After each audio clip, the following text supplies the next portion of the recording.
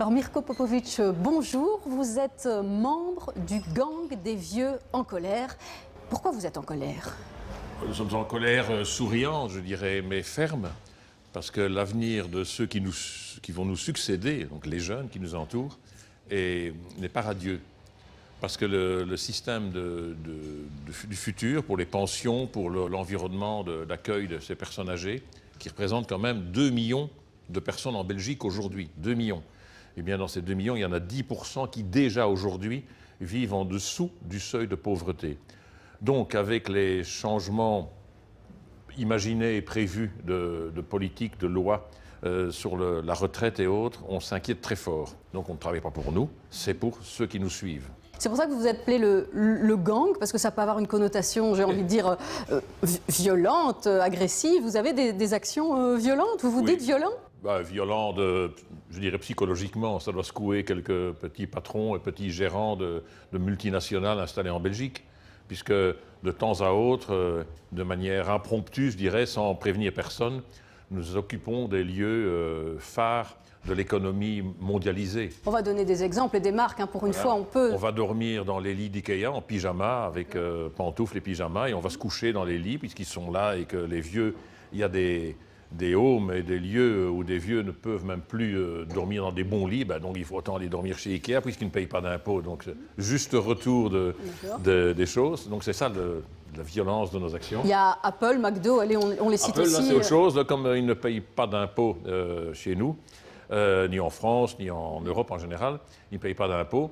Parce que ceci, parce que cela, parce qu'ils ont des statuts particuliers. Donc on a fait gonfler des ballons avec l'euro dessus, et on a des pommes Apple qui mangent les dollars. Donc ce sont Mais quand on arrive en masse, c'est-à-dire 30, 40, 60, 80, dans un lieu en souriant et énergie des derniers vieux, je dirais, actifs...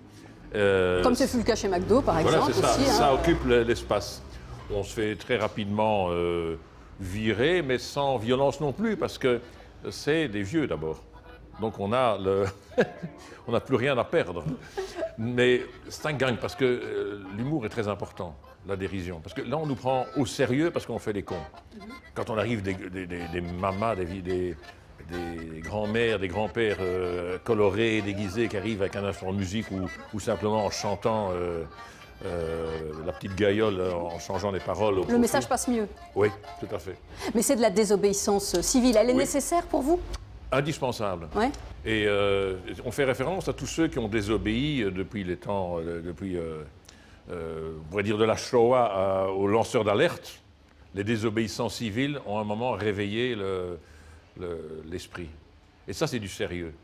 Alors, évidemment, la police est toujours très embêtée avec nous.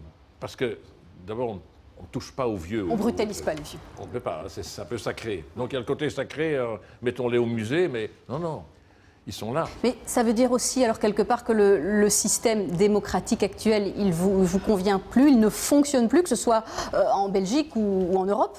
Nous avons encore de la chance, on a encore un système démocratique qui nous permet d'agir comme ça. C'est clair qu'on ne pourrait pas faire ça dans d'autres pays. Mais c'est justement, il faut le défendre. Et le défendre, c'est d'abord les acquis de la démocratie. C'est quoi?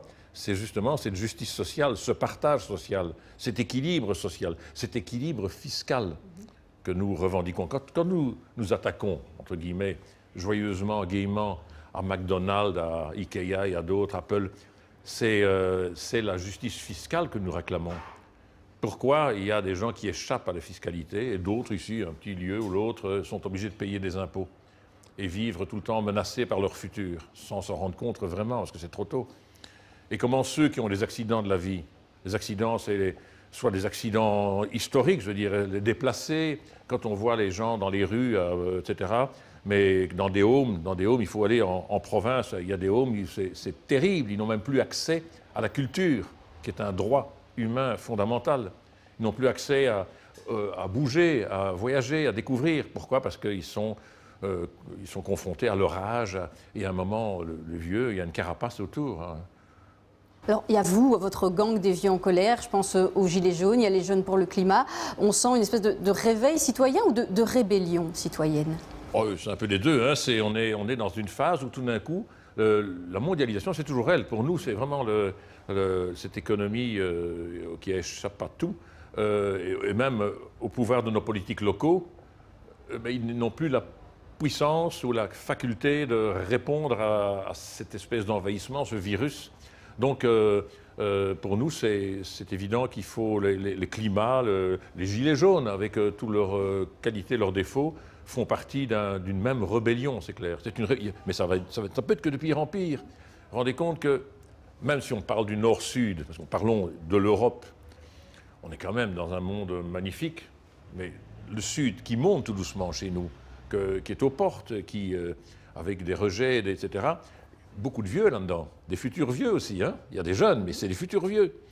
Que vont devenir tous ces gens? Que vont devenir tous ces... Donc ça veut dire qu'il faut aussi penser que la solidarité, c'est le mot, l'être humain est solidaire. C'est un animal qui vit en collectif.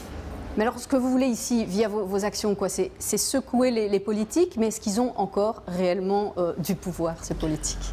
C'est la question, évidemment, entre guillemets, avec respect, les petits ministres belges n'ont plus grand-chose à dire seuls, mais l'Europe, par exemple, et ces difficultés de dialogue entre eux, c'est fondamental.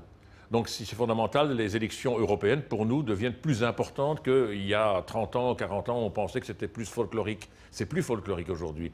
C'est l'Europe, sans doute, la solution. Enfin, en Europe, c'est l'Europe la solution au climat, aux vieux, à la migration et tout. La Belgique ne peut plus faire grand-chose. Elle est coincée, elle peut aménager.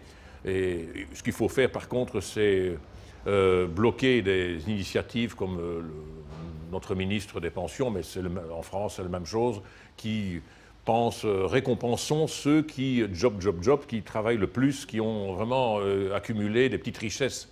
On n'est pas dans La Fontaine, dans les fables de La Fontaine ici. Ce n'est pas la cigale et la fourmi.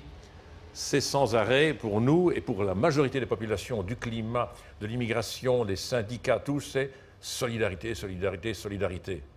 En face de job, économie. Justement, vous parliez de l'Europe, de l'importance de l'Europe. Pour les citoyens, la façon de s'exprimer au niveau européen, c'est d'aller voter. On l'a vu, il y a eu quelques exemples, notamment en Italie, où ce sont les populistes qui sont arrivés au pouvoir. Est-ce qu'il n'y a pas un vrai risque là derrière? Est-ce que ça vous inquiète? Oui, ça inquiète très fort. Et ce qui est inquiétant, parallèlement, je dirais, c'est au niveau européen. Il y a eu une élection il n'y a pas longtemps, enfin, un vote il n'y a pas longtemps sur les lobbies. Vous vous rendez compte que les lobbies, c'est quoi? C'est la représentation de ce qu'on dénonce aussi.